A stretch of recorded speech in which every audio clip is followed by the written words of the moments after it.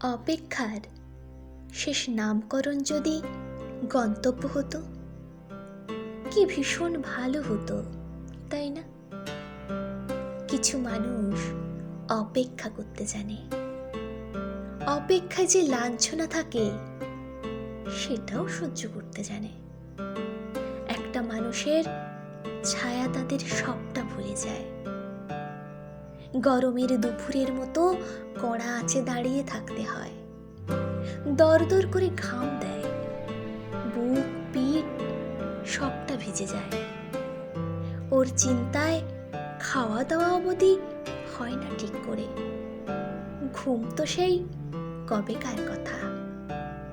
আঁচলা ভরে নদী থেকে জল নিয়ে যে মুখ ধোয়ার ইচ্ছে অবধি হয় না। সবটাতেই একটা চাপা আঘাত থাকে। তবুও মানুষ অপেক্ষা করে, তবুও মানুষ ভালোবাসে।